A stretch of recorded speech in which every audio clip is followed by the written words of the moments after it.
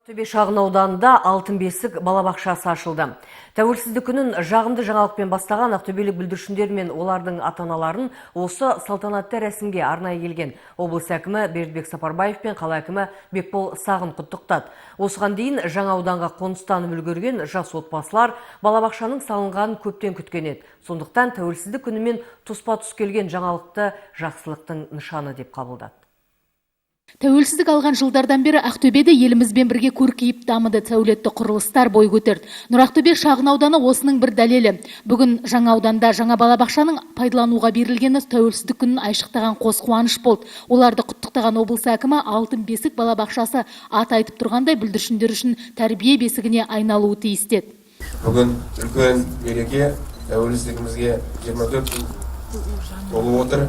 Осы 24 жыл бойы мемлекет басшысы Нұрсұлтан Назарбаевтың жүргізіп отқан саясаты барлық Қазақстанның тұрғындарының жағдайын жақсартып, жақсы өмір сүруге мүмкіндік беру.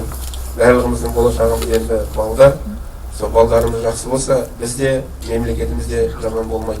Сондықтан арнайы елбасының тапсырмасына сәйкес елімізде балапан бағдарламасы жүзеге асып жатыр. Осы бағдарламаның аясында 2020 жылға дейін 3 пен 6 жастағы арасындағы барлық балабақшада кезекке тұрған балдарды балабақшадағы орындармен қамтамасыз етуіміз керек. Жаңа үлгідегі заманауи талапқа сай салынған балабақша ғимараты 3 қабаттан тұрады. 320 орындық. Білім мен тәрбие беретін мектепке дейінгі ұйым қазіргі заман талабына сай. Құрылысқа жергілікті бюджеттен қомақты қаражат бөлінген. Жаңа технологиялармен жабдықталған бөлмелерде балалардың ойнауы, ой өрісін дамытуы, білімге құштарлығын арттыруға, музыкалық қабілеттерін жетілдіруге арналған мүмкіндіктерді кеңінен пайдалануға болады. 250 шаршы метрді алып жатқан спорттық алаңдар балалардың денсаулығын нығайтуға үлкен қолдау. Қалада келесі жылы да мұндай балабақшалардың бірнеше ашылмақ.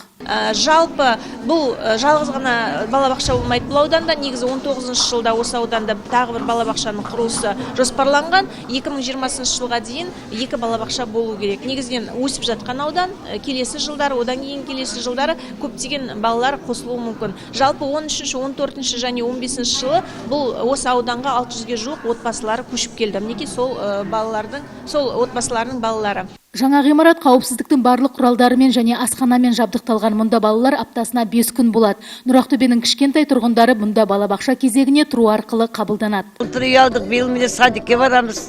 Жарын Құдай қаласа мектепке барамыз. Бәрі ыңғайлы, үйдің айналасында. Рахмет. Жаздан направление алып, уақытша деп Желянкінің 27 садигіне раскладушки жатырмыз. Қазір қатынау мына жерден қиын. Шанамен сүйреміз, арқалаймыз, әйтеуір міне енді үйдің тұсында ғана. Үйіміздің алдында садик, артында мектеп болып тұр. Рахмет бәріне де деген. Айгүл Байменова, Мержан Аманжолов, Қазақстан, Ақтөбе.